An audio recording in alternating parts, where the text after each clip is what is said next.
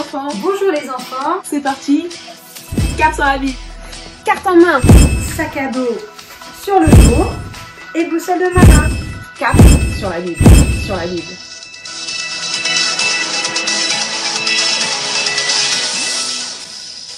Terre en vue. Terre en vue. Nous avançons vers l'inconnu. Rivage à l'horizon, à l'aventure, nous partons. Venez avec nous. Venez avec nous. Venez avec nous. Venez avec nous. Allons jusqu'au bout. Jusqu'au bout. Jusqu'au bout. Jusqu'au bout. Le vent dans les voiles. Et Jésus, Jésus, compagnon de voyage. pour compagnon de voyage. En avant. En avant. Cap sur la Bible. Cap sur la Bible. Et cap sur la Bible.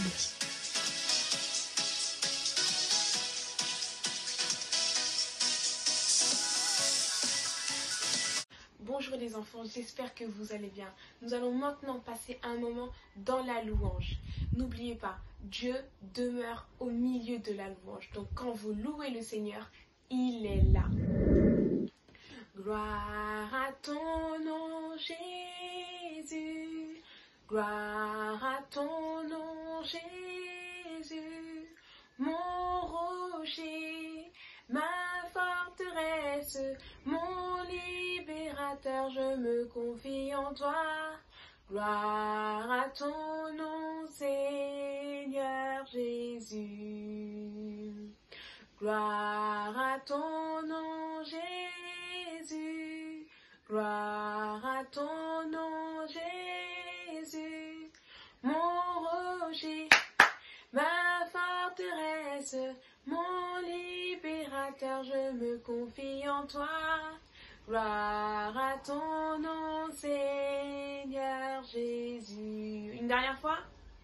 Gloire à ton nom Jésus, gloire à ton nom Jésus, mon rocher, ma forteresse, mon libérateur, je me confie en toi. Gloire à ton nom Seigneur Jésus. Amen, on peut dire gloire au nom de Jésus et on peut là, on va chanter un deuxième chant que vous connaissez aussi certainement et qui dit chante gloire à ton Dieu. Chante gloire à ton Dieu, Église. Chante gloire à ton Dieu. Chante gloire à ton Dieu, Église. Chante gloire à ton Dieu. Rends-lui la louange, alléluia. Rends-lui la louange. Rends-lui la louange, alléluia. Rends-lui la louange. Car il est le roi, Église. Car il est le roi. Car il est le roi, Église. Car il est le roi. Saint Jésus est roi, alléluia. Saint Jésus est roi. Saint Jésus est roi, alléluia. Saint Jésus est roi. Amen. Saint Jésus est roi. On peut applaudir le Seigneur Jésus encore une fois. Gloire à ton nom, Seigneur Jésus. On va chanter un dernier chant qui dit que toute la gloire revient à Dieu. Alors chantez avec moi. Toute la gloire appartient à Jésus.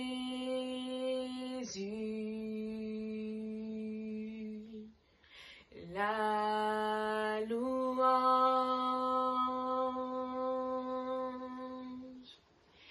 et l'honneur,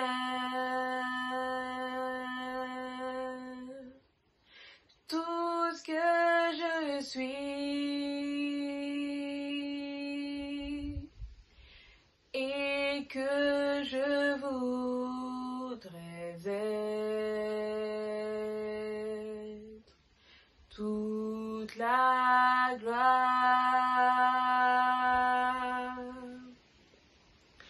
appartient à Dieu.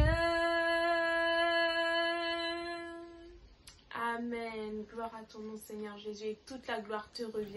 Est-ce que tu as déjà fait une randonnée ? Ce n'est pas si simple d'avancer avec un sac à dos sur le dos pendant plusieurs heures. Ça me fait penser à Paul et Barnabas. Alors qu'ils étaient à Chypre la semaine dernière, ils ont maintenant traversé la mer et sont arrivés à Perge, une route de montagne. Ils ont des kilomètres et des kilomètres à parcourir. J'ai hâte de voir ce qui les attend.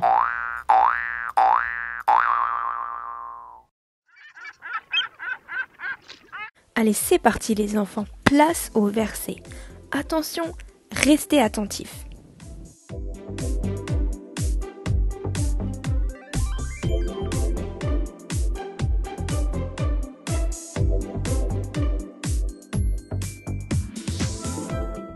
Lisez-le avec moi.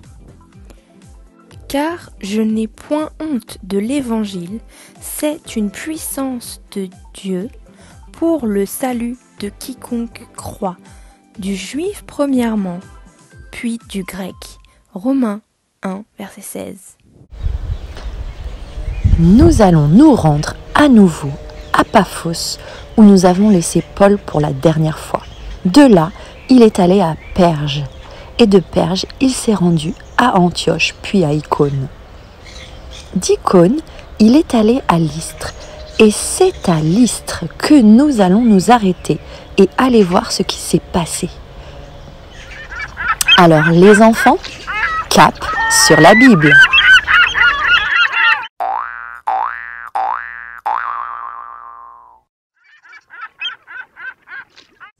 Bonjour les enfants, j'espère que vous allez bien. Aujourd'hui, nous allons apprendre au sujet de la guérison d'un infirme à Lystre. Un jour, Paul et Barnabas prirent la route. Ils traversèrent la Méditerranée et se rendirent à Lystre, car là, d'où ils venaient, ils étaient persécutés, car ils ne cessaient d'annoncer la bonne nouvelle de l'Évangile pour que tout le monde soit sauvé. Arrivés à Lystre, Paul et Barnabas continuaient de parler de Jésus à tout le monde. Un jour, ils rencontrèrent un homme infirme, c'est-à-dire handicapé depuis sa naissance. Cet homme ne cessait d'écouter Paul, et donc la bonne nouvelle qui était prêchée. Paul le vit et fixa ses regards sur lui, et voyant qu'il avait foi en ses paroles, il lui dit d'une voix forte, « Lève-toi !» Aussitôt, il se leva et marcha. Les habitants de Lystre, ayant été témoins de ce miracle, commencèrent à vouloir offrir des sacrifices à Paul et Barnabas, en pensant que c'était leur Dieu. Devant tous les habitants de Lystre, Paul et Barnabas expliquèrent qu'ils n'étaient pas des dieux, mais bien des hommes comme eux, et que c'était le Seigneur Jésus qui avait guéri l'homme infirme, et non pas eux. Des Juifs des villes voisines survinrent et retournèrent la foule contre Paul et Barnabas, parce qu'ils n'étaient pas d'accord avec le fait d'annoncer l'Évangile. Ils se mirent alors à lapider Paul et à le laisser pour mort sur le bord de la route.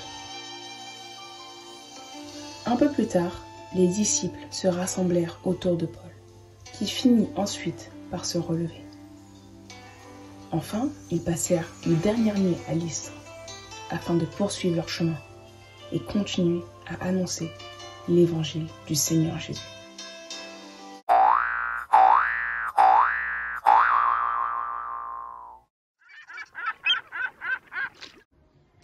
Quelle histoire les enfants, quelle histoire! Est-ce que vous vous rendez compte de la force et du courage qu'ont dû avoir Paul et Barnabas à Lystre? Non, je changerai force et courage, je dirais foi. Il leur a fallu beaucoup de foi pour accomplir ce qu'ils ont fait à Lystre, par la grâce de Dieu. Et oui les enfants, parce que l'évangile de Jésus-Christ, la bonne nouvelle, c'est une force pour nous. On peut mettre toute notre confiance en Dieu, on sait qu'il sera toujours là. Et c'est ce qu'ont fait Paul et Barnabas à Lystre. Ils ont mis toute leur confiance en Dieu et ils ont été remplis de force, remplis de courage et de confiance en Dieu. Il en est de même pour vous les enfants.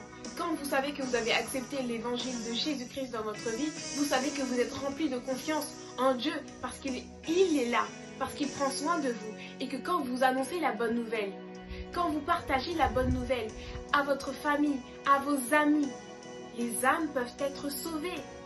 Et pour ceux qui ne l'ont pas encore fait, ceux qui n'ont pas encore accepté Jésus-Christ, vous pouvez le faire aujourd'hui.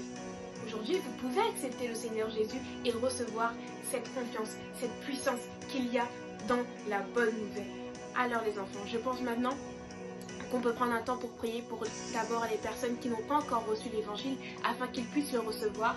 Et nous prendrons aussi un temps pour prier pour les personnes qui ont déjà reçu l'évangile pour qu'ils soient remplis de confiance en Dieu quand ils annoncent la bonne nouvelle. Seigneur Jésus, nous remettons ce matin entre tes mains chaque personne qui n'a pas encore reçu ta bonne nouvelle. Que ton évangile puisse venir toucher leur cœur, Seigneur Jésus. Que tu puisses venir tendre ta main sur eux et venir les sauver au nom puissant de Jésus-Christ. Nous remettons également, Seigneur Jésus, toutes les personnes qui ont déjà reçu ton évangile. Seigneur Jésus, que lorsqu'ils annoncent la bonne nouvelle, Seigneur Jésus, ils puissent être remplis de confiance en toi, Seigneur Jésus, parce que tu es là. Parce que ta bonne nouvelle, Seigneur Jésus, c'est une assurance pour nous. Au nom puissant de Jésus-Christ. Amen. Bonne journée les enfants.